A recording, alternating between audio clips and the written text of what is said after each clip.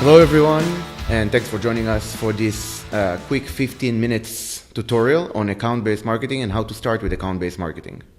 My name is Gil Alush, and I'm the CEO and founder of Metadata, a demand generation platform for B2B companies. First of all, let's talk about what is account-based marketing. It's a big buzzword that is being used today in many places, and it means different things to different people. But in essence, account-based marketing is a difference between spray and pray, the traditional way of marketing, or the way marketing is being conducted for consumer businesses, versus needle in a haystack, defining exactly what you're looking for and finding that within your target accounts. So in essence, the general difference between account-based marketing to the previous ways of marketing is focusing exactly on your particular buyer within your particular list of target accounts and penetrating them. Why should you use account-based marketing? There are 4 reasons. The first one, and it's the most important one, it provides you with a better return on investments. Instead of advertising or emailing a very large group of people that some of them may be relevant, some of them may be not relevant, you actually concentrate only on those accounts and the people within those accounts that if you were to get them, you would be thrilled and it makes sense business-wise. Going deep versus wide. Instead of trying to run a campaign, whether it's an email, advertising, direct mail, an event, and going after a large audience, and only once you get that audience, start filtering out who is relevant, who is not relevant, you flip the funnel. You start with the only relevant candidates for your business, and you start trying to get those people to engage with your content, with your company, with your product or service. 3 is align your marketing and sales engagement. Many times, marketing works in silo. They generate lists of leads, they keep generating them more and more, they get only shallow or very little feedback from sales, usually on a weekly meeting or a bi-weekly meeting where sales says good leads, bad leads, not enough, too many, but you don't get very particular feedback for each and every one of the leads that you generate, usually because it takes too much time. However, when you do an account-based marketing strategy, you get a significantly lower amount of leads, but each and every one of these leads is a lot more qualified. And so you can ask your sales counterpart to provide very specific feedback on that lead. There are many ways to get that feedback, and we can talk about it a little bit later in the feedback loop deck. And then 4 is the approach. The account-based marketing approach works faster. It works faster because 1, you only focus on those targets that make sense for you commercially. And 2, you only work on those leads instead of trying to sift through the bad leads. Your sales counterpart will also thank you because their work will be more effective. Instead of trying to qualify many unqualified leads that you can clearly see that they're not the right fit for you, they're students, they're consultants, they're professional services or competitors or vendors, you really only hand him off or hand her off leads that are qualified. So they need to do less and less sifting through leads and more qualification and account development. Let's start with the first piece, which is define your ICP. Let's go through the agenda for this presentation. The first step would be to define your ICP, your ideal customer profile. Who is the right person to go after, and what type of companies do you want to go after? Second step would be to review that ideal customer persona. Let's get started with account-based marketing. First of all, we're going to define your ideal customer profile. We're going to understand what company profile you're going after and what persona profile within those companies you want to engage with. Secondly, you want to review that ideal customer profile. You want to make sure before you start executing that you're going after the right people and the right companies. Third, you want to go and start developing those target accounts. Once you have a criteria, once you have a profile, you want to actually get a list of concrete accounts and people within those accounts that you want to start engaging with. Once you have those accounts to go after, you want to match your marketing campaigns to those personas. For example, it doesn't make sense to amplify or market a very technical asset to a non-technical buyer.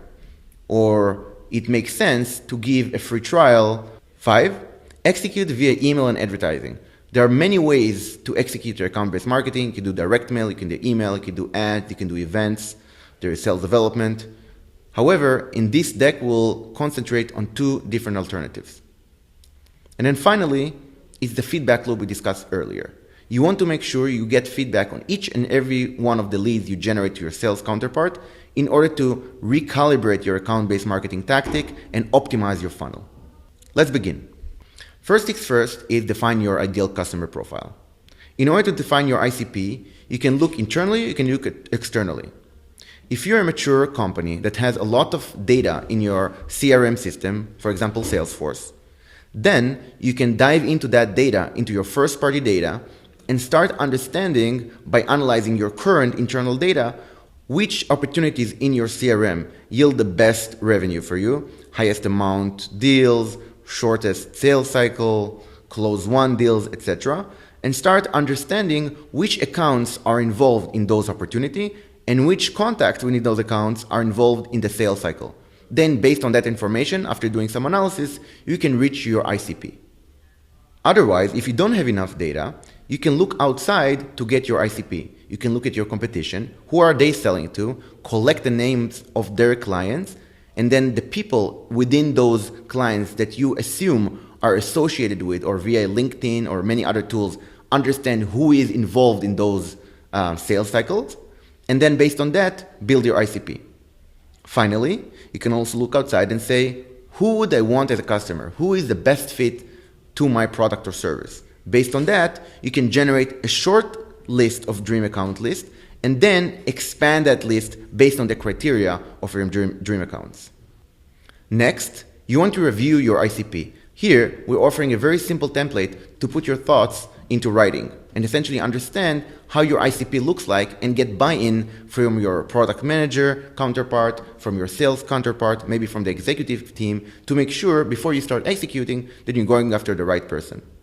As an example, we have here type of company and type of persona that we at Metadata go after. We're going after companies who have more than $10 million in revenue, more than 50 employees.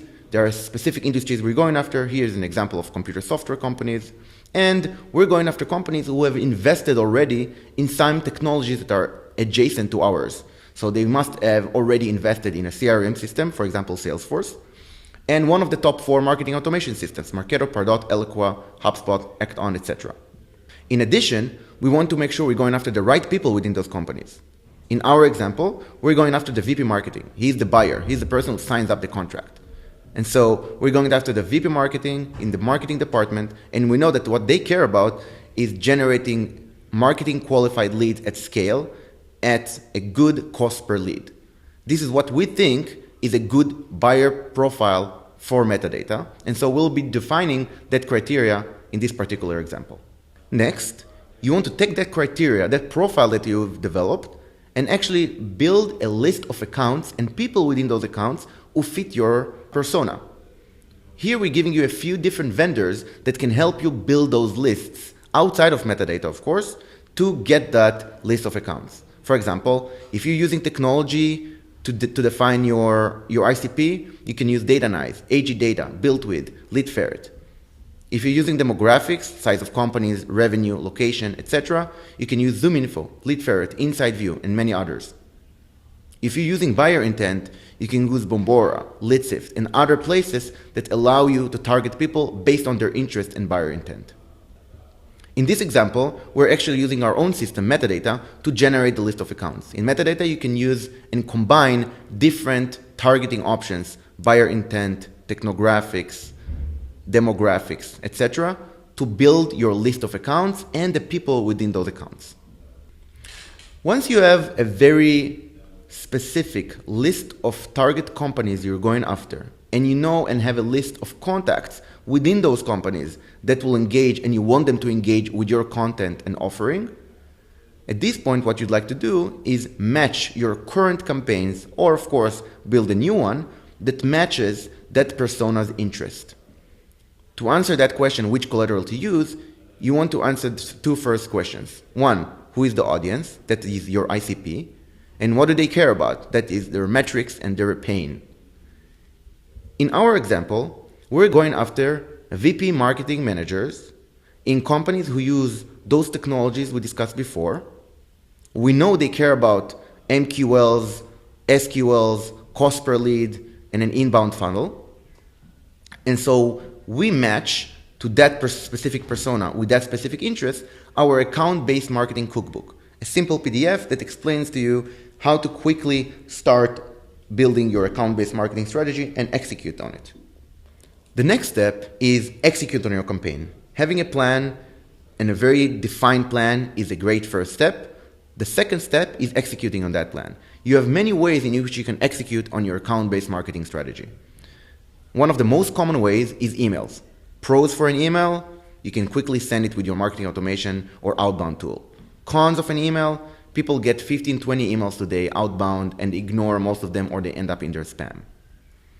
However, if email is your strategy, you want to buy that list of contacts using one of the vendors we mentioned before. You want to upload that list of contacts to your marketing automation on your outbound tool. And then you want to send those email blasts. You can either send an email blast one time and see the results, or you can build cadence email where you have a few emails coming in every few days to the same personas. There are many ways to run email campaigns, but you want to execute quickly so that you can learn from the results. Another way or another channel to run your ABM is advertising. Instead of going after a list of companies and contacts and trying to pull them into your collateral, you can use advertising to essentially get them to opt in into one of your marketing campaigns.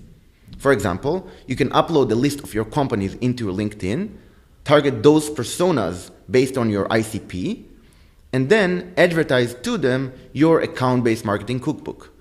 Get them to put their email, download that asset, and only then you reach out to them with an email after they already opted in.